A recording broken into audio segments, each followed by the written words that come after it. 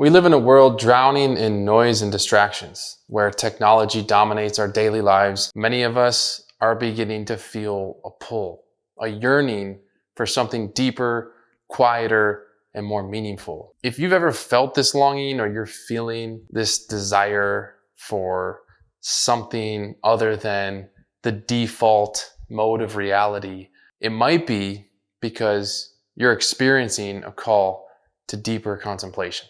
Maybe it's faint, like a whisper in the background, or maybe it's been pressing on you for a while now and you just don't know how to respond. Either way, I want to help you recognize it.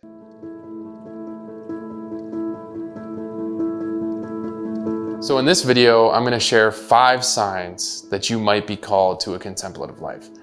Inspired by the wisdom of Thomas Philippe in his book, The Contemplative Life, my hope is that these 5 signs will help you better understand how God may be calling you to something deeper. So let's dive in. Number 1, a sense of God. The first sign isn't just about believing in God, it's about sensing Him. Think about how your physical senses work. You have touch, sight, hearing, smell, and taste. These senses allow you to perceive the physical world. But a spiritual sense, it's a deeper awareness. It's not something you think about logically.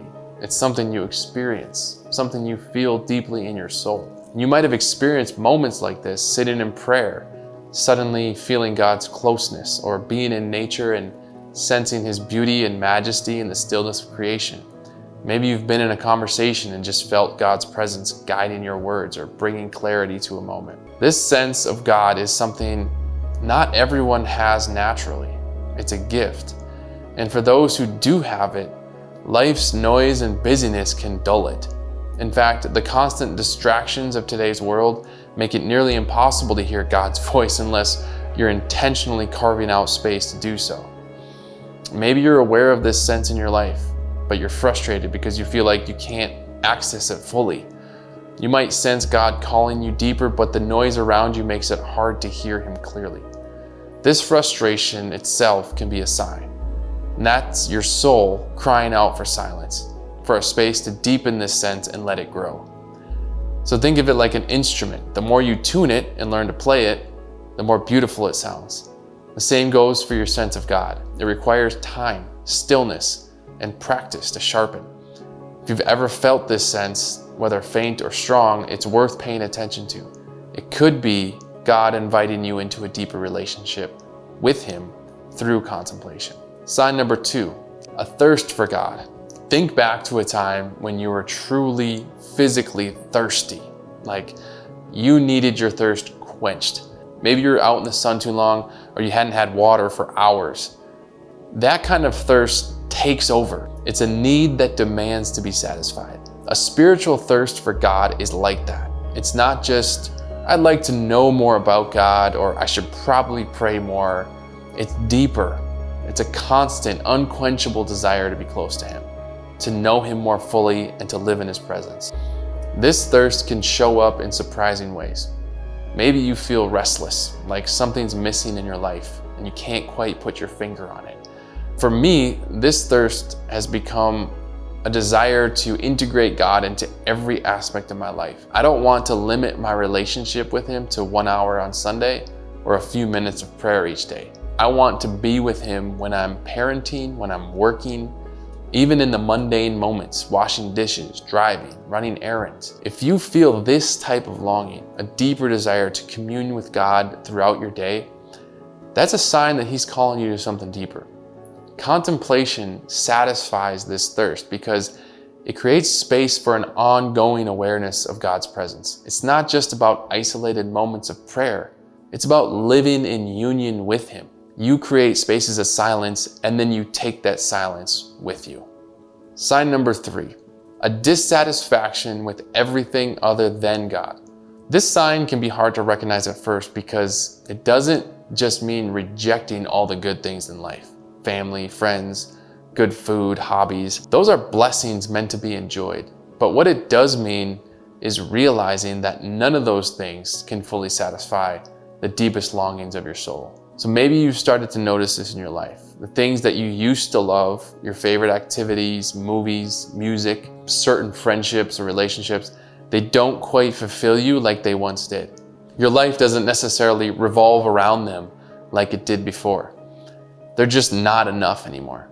This dissatisfaction isn't a sign that something's wrong with you. In fact, it's a sign that you're growing spiritually. You're beginning to see that the things of this world, no matter how good, can't satisfy the hunger that your soul has for something eternal. It's like realizing that you've been eating snacks when your soul craves a feast. You might still enjoy those snacks, but they no longer sustain you for the long term. This growing detachment from worldly pleasures is a sign that God is preparing your heart for something greater, a deeper communion with Him that satisfies you in ways that the world never could. Sign number 4, a sense of the vanity of all activities, even those for God. Now this one can feel disorienting because it goes beyond dissatisfaction with worldly things. You might find yourself feeling less motivated by even the busyness of life, work, goals, hobbies, even ministry or church-related service. Thomas Philippe explains it well in the book. He says that the active life belongs to time, while the contemplative life belongs to eternity.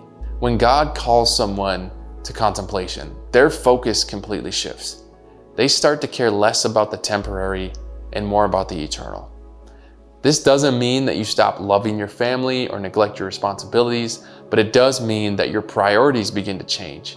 You start to see the bigger picture, and that all these activities, even good ones, are fleeting, and what truly matters is eternal. You might feel like pulling back, simplifying your life, or spending more time in prayer and reflection.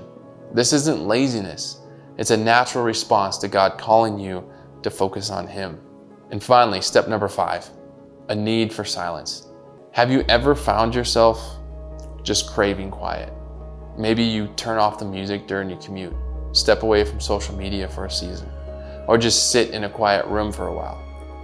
That longing for silence is a clear sign of a contemplative call. Silence is where we hear God's voice. It's where we come to know ourselves and discern the movements of the Holy Spirit. But cultivating this silence isn't easy. It's a discipline that takes practice, especially in a world that equates silence with boredom. You might find that as you embrace physical silence, something deeper starts to happen. Your interior world quiets down. You begin to experience a stillness in your soul, a place where you can truly rest in God's presence. This is the heart of the contemplative life, a life rooted in silence where God can speak and we can listen. We can come to know Him and love Him. So in conclusion, these are the 5 signs: a sense of God, a thirst for God, dissatisfaction with everything other than God, a sense of the vanity of all activity, and a need for silence. If any of these resonate with you, don't ignore it. God might be calling you to something extraordinary, a deeper relationship with Him through a more contemplative lifestyle. So thank you for watching. If this video spoke to you, I'd love to hear your thoughts in the comments. And if you'd like to join me on this journey, consider subscribing to The Contemplative Dad. Until next time, be still and know.